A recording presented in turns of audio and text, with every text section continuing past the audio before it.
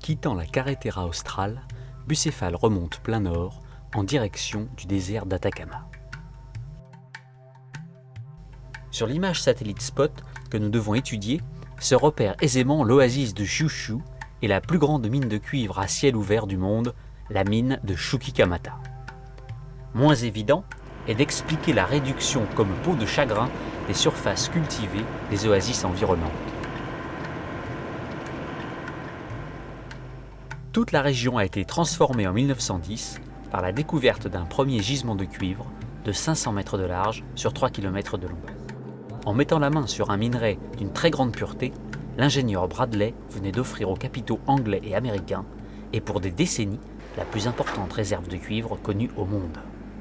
Notre enquête sur les problèmes de survie de l'oasis de Xiushu pouvait donc commencer par une visite à la Codelco, la compagnie minière, sous le prétexte d'un faux reportage pour un non moins faux journal français, MMM, Mines et Minerais Magazine. La coulée de cuivre en continu représente la première ressource de devises du Chili. Qu'elle vienne à s'arrêter 1 heure et plus de 10 000 $ partent en fumée.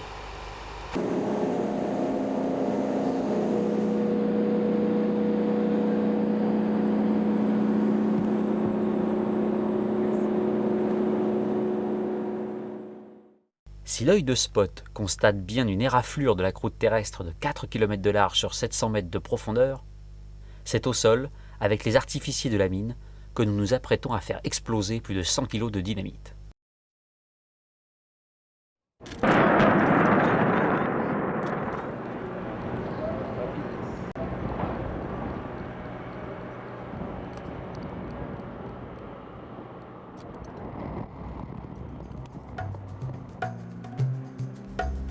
Au fond de ce gigantesque trou, c'est 400 mètres de roche sur 30 mètres de haut qui viennent d'être désolidarisés de la planète.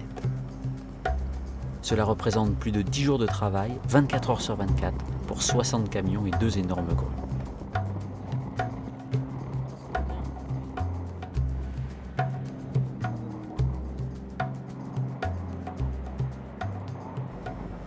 La ligne de chemin de fer descendant de Bolivie portera finalement le cuivre jusqu'au port d'Antofagasta et bien au-delà des mers, jusqu'au robinet de vos salles de bain. Sur l'altiplano courent les pipelines remplis de l'eau nécessaire à la mine. Certains à l'air libre sont bien visibles sur l'image Spot, d'autres enterrés sont plus difficilement repérables. Tous prennent la direction des sommets andins vers l'amont des rios dont les Indiens des oasis voient régulièrement baisser les débits.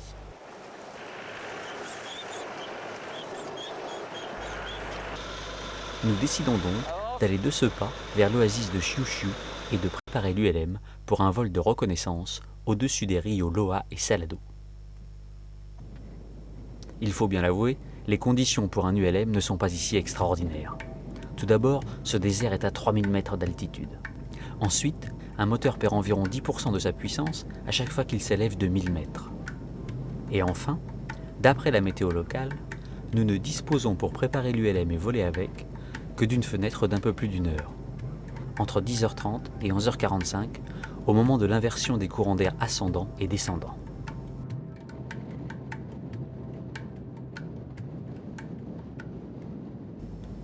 Élément important du succès de l'opération, le carburant est préparé avec un récipient étalon mondialement connu et les pourcentages essence-huile sont calculés quasi scientifiquement.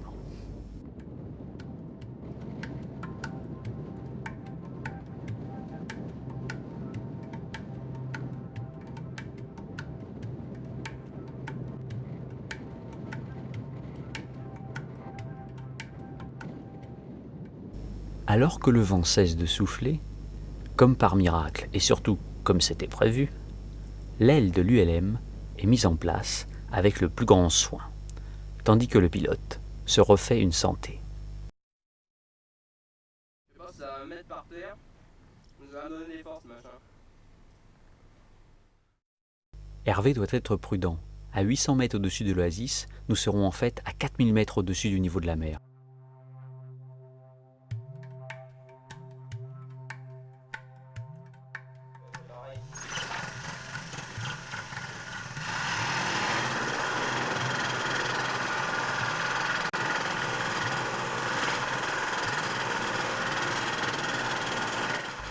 vérification des commandes, et c'est parti.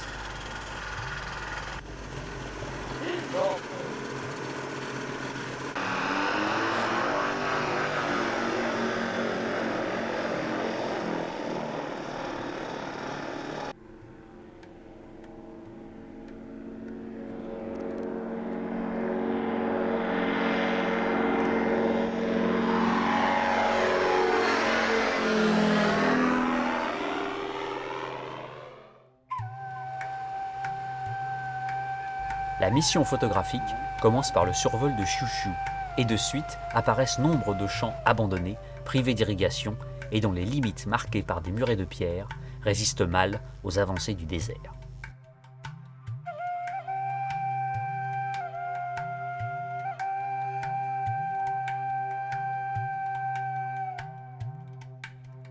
Une fois atteinte la confluence des rios, l'ULM prend son cap à l'est et s'en va remonter le rio Salado pour observer ses méandres vert tendre creusés dans le désert.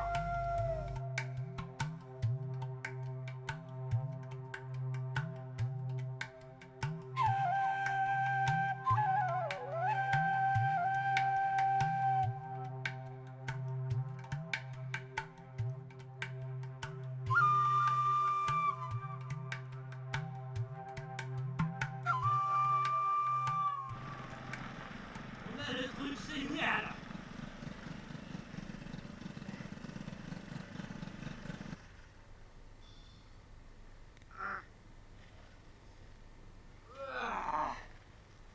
Ça souffre à l'apéro.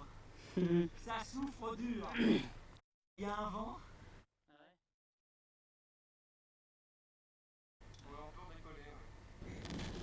Alors, vous pouvez dire de ma part que les prochaines images satellites spot, si les prochaines ils la mettent à 3000 mètres, on ne la fait pas. Ouais, C'est très c'est la clair. grève. C'est très clair. Tu vois combien ils sont payés les pilotes de chez Inter?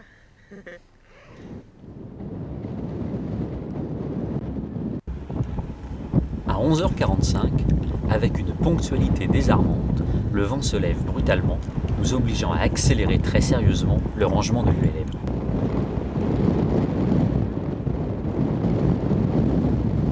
La caméra n'a que très moyennement apprécié notre petit retard. Attention.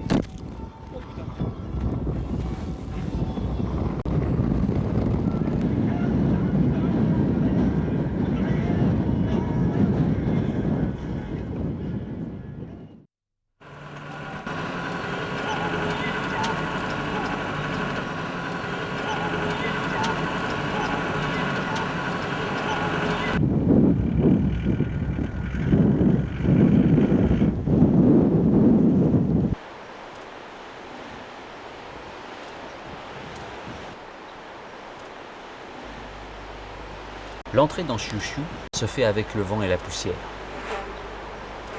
Le village semble avoir été déserté.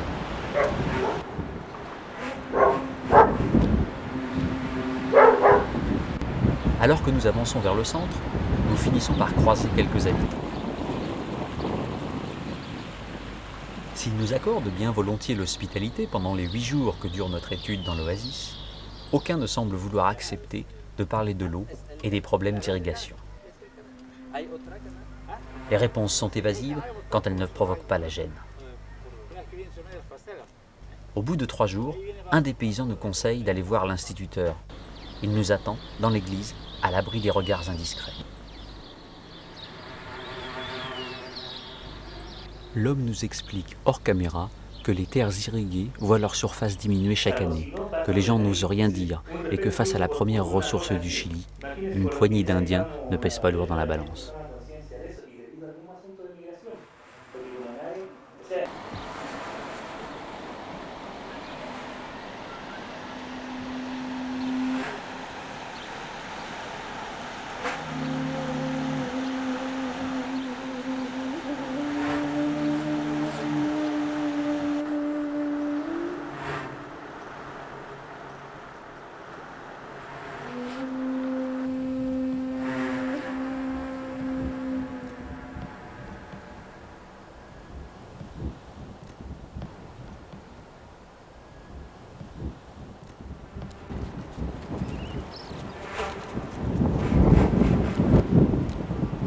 Sur les conseils de l'instituteur, nous décidons de prendre comme guide 2 de ses jeunes élèves pour qu'ils nous mènent aux gorges du Rio Loa.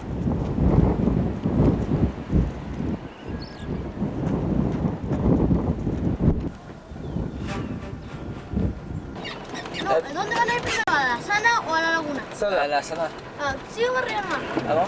Sí. Tu vas à l'Izquierda.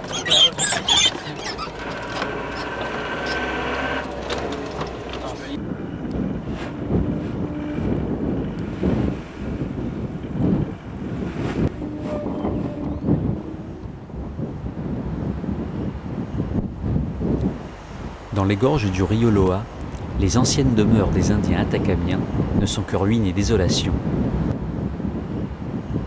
Les canerias, les canalisations de la mine, prélèvent l'eau du Rio sous la statue de pierre du vieil Indien qui regarde ses terres mourir.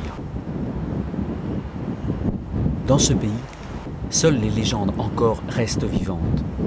Aux confins des terres des Indiens Chucos, la légende raconte qu'une jeune princesse indienne extraordinairement belle était tombée éperdument amoureuse de Tupac Amaru, un fougueux et courageux chef atacamien. Quand le jeune homme dut partir combattre, elle ne put supporter cette immense peine et courut, emportée par le désespoir, se jeter dans les eaux sans fond de ce que l'on appelle ici la Laguna. Jamais personne ne retrouva le corps de la jeune fille, mais les eaux ont pris à jamais la couleur de ses yeux, un vert profond embué de larmes.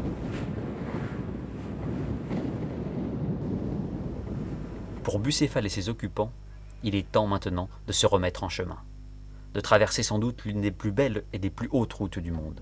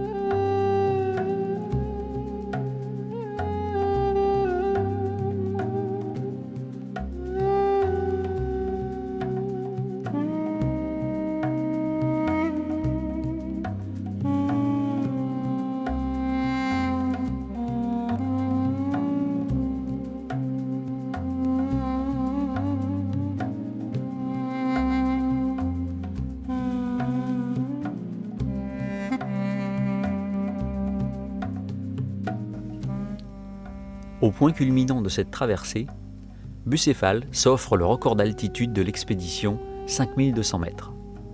Il devient en même temps le B90 le plus haut du monde.